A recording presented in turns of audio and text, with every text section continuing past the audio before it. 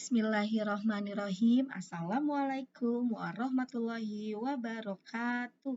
Halo anak-anak hebat, bertemu lagi ya bersama Ibu dalam pembelajaran tematik. Hari ini sudah masuk pada tema 2 subtema 1. Nah, hari ini kita akan belajar muatan pelajaran ilmu pengetahuan sosial. Baik, anak-anak hebat, sebelum kita mulai pembelajaran pada pagi hari ini, marilah kita bersama-sama membaca basmalah. Bismillahirrahmanirrahim. Hari ini Bu Guru akan menjelaskan materi mengenai sumber daya alam di Indonesia. Sumber daya alam atau SDA adalah segala sesuatu yang berasal dari alam yang dapat digunakan untuk memenuhi kebutuhan hidup manusia.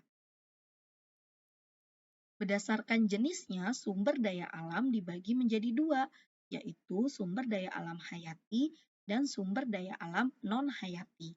Sumber daya alam hayati adalah sumber daya alam yang berasal dari makhluk hidup. Sumber daya alam hayati ini berasal dari hewan maupun tumbuhan, contohnya seperti ayam, sapi, sayuran, padi, jagung, kapas, kayu, teh, kopi, hingga ikan. Sedangkan sumber daya alam non-hayati adalah sumber daya alam yang bukan berasal dari makhluk hidup. Contohnya seperti air, sinar matahari, udara, tanah, bahan tambang, minyak bumi, dan gas alam. Berdasarkan sifatnya, sumber daya alam dibagi menjadi tiga. Yang pertama, sumber daya alam yang dapat diperbarui. Sumber daya alam yang dapat diperbarui artinya bisa dibuat atau dipulihkan kembali. Contohnya seperti hewan, tumbuhan, pepohonan, dan ikan. Yang kedua, sumber daya alam yang tidak dapat diperbarui. Sumber daya alam yang tidak dapat diperbarui jumlahnya sangat terbatas. Sumber daya alam ini akan habis suatu saat dan sulit dan tidak mungkin dibuat kembali. Contohnya seperti minyak bumi, batu bara, dan gas alam. Yang ketiga, sumber daya alam yang kekal. Sumber daya alam yang kekal artinya sumber daya alam yang tidak akan habis dan selamanya ada di bumi. Contohnya air, udara, sinar matahari, angin, gelombang, pasang surut, dan panas bumi. Nah, berikut ini peta persebaran sumber daya alam hayati. Kalian bisa lihat di layar kalian, di sini ada peta Indonesia mulai dari Sabang sampai dengan Merauke. Nah, sumber daya alam hayati ini akan tersebar luas di wilayah-wilayah yang ada di Indonesia. Bisa kalian perhatikan ya, di situ sudah ada keterangannya dan ada simbol-simbolnya sebagai sumber daya alam hayati. Selanjutnya, peta sebaran sumber daya alam non-hayati. Nah, di sini juga sama, mulai dari Sabang sampai dengan Merauke. Wilayah-wilayah di Indonesia ini tersebar luas sumber daya alam non-hayatinya. Bisa kalian lihat ya, di situ juga sudah ada keterangannya. Ada sumber daya alam non-hayati mulai dari pengukuran minyak sampai dengan nikel. Nah, semua tersebar luas di wilayah-wilayah yang ada di Indonesia mulai dari Sabang hingga Merauke. Pemanfaatan sumber daya alam. Sumber daya alam merupakan sesuatu hal yang berasal dari alam yang berupa unsur-unsur lingkungan alam, baik fisik maupun hayati, dan dapat digunakan oleh manusia untuk memenuhi kebutuhan hidup dan meningkatkan kesejahteraan hidupnya. Sumber daya alam memiliki peranan dalam pemenuhan kebutuhan manusia. Oleh karena itu, kita harus bijak dalam menggunakan sumber daya alam, terutama pada sumber daya alam yang tidak dapat diperbarui ya. Berikut ini pemanfaatan sumber daya alam dalam kehidupan sehari-hari. Bu Guru ambil contoh yaitu pemanfaatan jagung.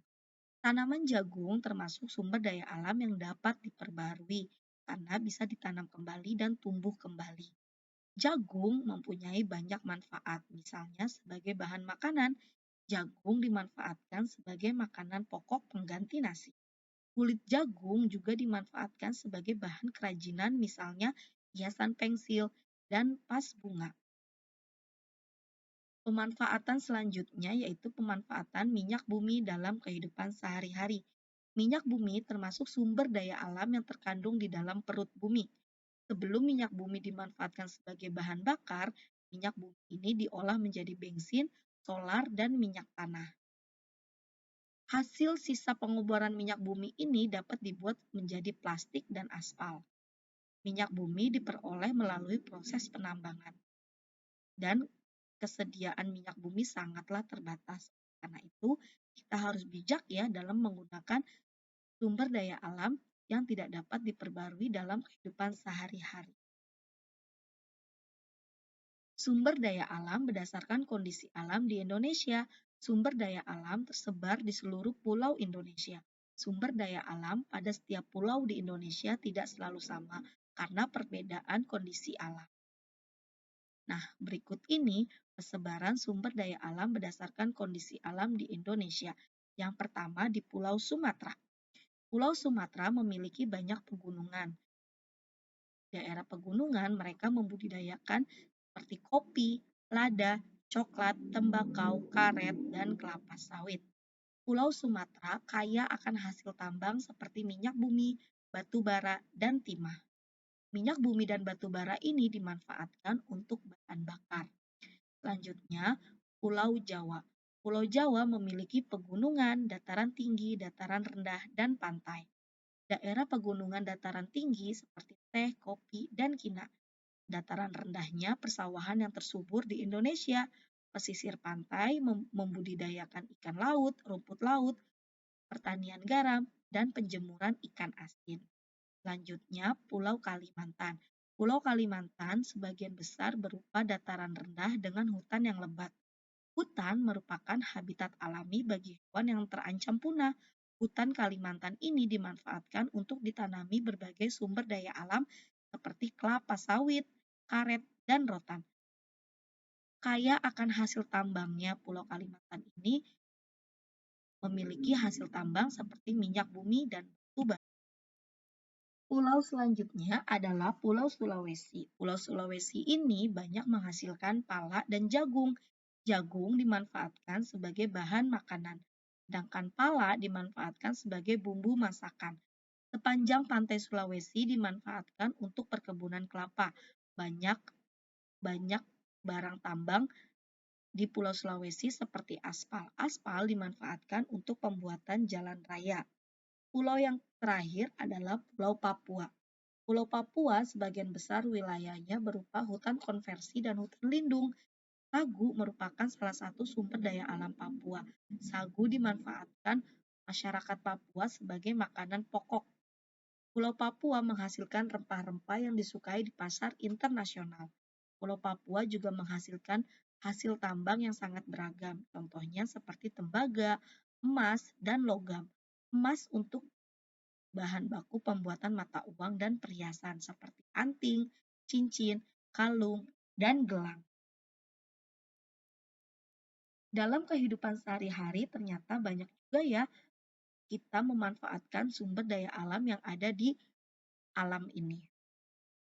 Sebagai firman-Nya, Allah berfirman, Dialah yang meniupkan angin sebagai pembawa kabar gembira sebelum kedatangan rahmat-Nya, dan kami turunkan dari langit air yang sangat bersih agar kami menghidupkan negeri yang mati, dan kami memberikan minum kepada sebagian apa yang telah kami ciptakan, yaitu berupa hewan-hewan ternak dan manusia yang banyak. Quran Surat Al-Furqan ayat 48 sampai dengan 49.